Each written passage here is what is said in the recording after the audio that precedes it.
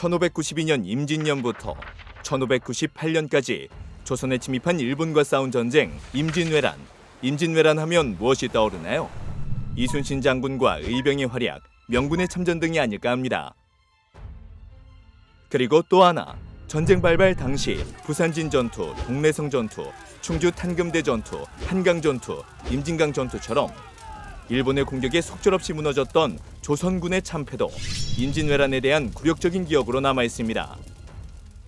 일본군은 평양까지 북상했고 조선군은 물론 파병 나온 명군 또한 7월 평양성 전투에서 패배하여 곧바로 압록강을 넘어 되돌아갔습니다.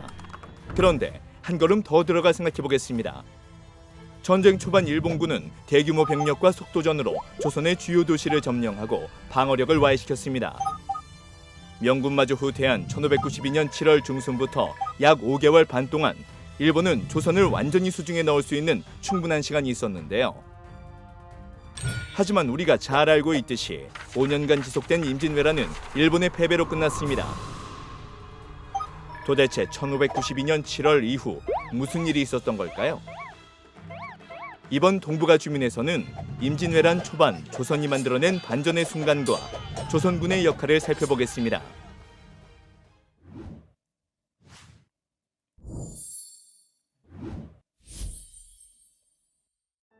(4월) 중순부터 7월 초순까지 약 2달간 일본군은 승승장구했습니다.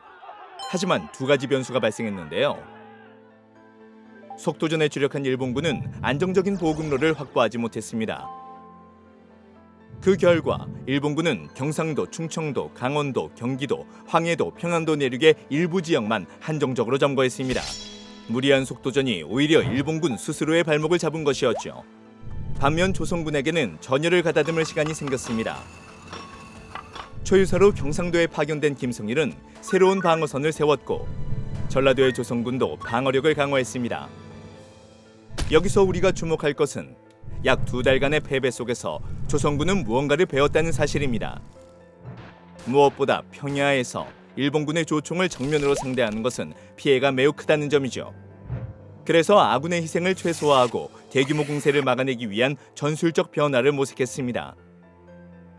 산악지형을 활용한 유격전, 성을 방어하는 수성전, 그리고 일본군의 병력 병참 부족을 간파해서 내륙에서 고립시키는 봉쇄 전술도 동원했습니다.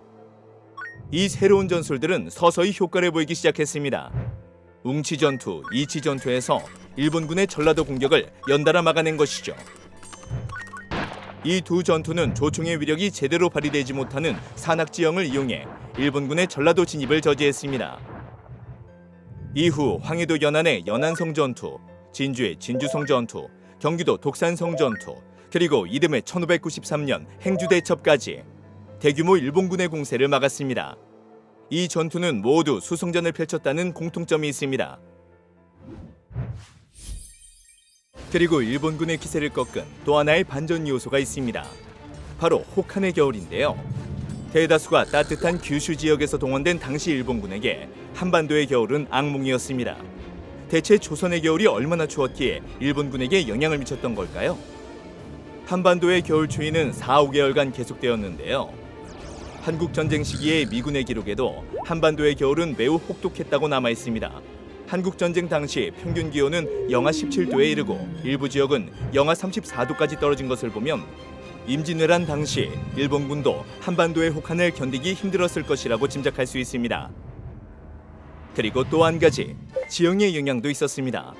한국전쟁에서 겨울 전투를 겪은 미군에게 다수의 동상 피해가 발생했는데 대부분 한반도 동부, 중부, 북부 산악지형에 참전한 병사들이었습니다. 반면 전라, 충청, 경기, 황해, 평안 서부 해안가처럼 서해안을 따라 이어진 저지대에서는 상대적으로 동상 피해가 적었는데요. 이러한 지형의 특성으로 인해서 임진왜란 당시 전라도를 포함한 서해안을 점령하지 못하고 전황이 교착 상태에 빠진 이후에는 주로 내륙에 주둔해야 했던 일본군에게 추위는 더 극심한 시련이었습니다. 게다가 이미 전쟁 초반부터 식량 보급에 어려움이 있었으니 결국 일본군은 민가를 약탈하기 시작합니다. 그러나 약탈은 오히려 조선군에게 기회가 되기도 했습니다. 일본군이 매복이나 기습에 쉽게 노출됐던 건데요. 일례로 함경도에서 약탈을 자행하는 일본군을 조선군이 기습한 뒤 계곡으로 유인해 혹한에 노출시켜 결국 동사 직전의 일본군을 경멸한 장덕산 전투가 있습니다. 이처럼 조선군은 산악전과 봉쇄전술을 더해 혹독한 겨울 추위까지 또 하나의 강력한 전술로 활용한 것이죠. 사실 조선군에게도 겨울 전투는 매우 고통스러웠습니다. 그런데도 조선군은 겨울을 적의 약점으로 삼았고 또 하나의 무기로 이용한 건데요. 그중 경상도 상주의 의병장 김각은 일본군이 겨울까지 머물며 점령하려는 시도가 오히려 조선군에게 유리하게 작용할 수 있다고 판단했고 겨울 전투의 시급성을 알렸습니다. 조선군은 무능한 군대가 아니었습니다. 평야 전투의 패배를 교훈 삼아 산을 택했고 성을 지켰으며 한반도의 혹독한 추위를 무기로 바꿨습니다. 조선군은 점차 전력을 회복하기 시작했고 전쟁의 흐름을 바꾸는 매우 중요한 전환점을 만든 것이죠. 그렇다면 조선이 만들어낸 반전의 힘은 어디에서 나왔을까요? 아무리 동맹국인 명이 바로 곁에 있더라도 조선 스스로의 실력이 일본의 침략에서 승리할 수 있는 밑거름이라는 원칙을 버리지 않았기 때문이었습니다. 전쟁 초반 일본군의 막강한 전력에 압도당했지만 한치의 땅도 내주지 않기 위해 혹한 속에서도 결사적으로 싸운 조선군의 투혼을 우리는 다시 한번 되돌아봐야 하겠습니다.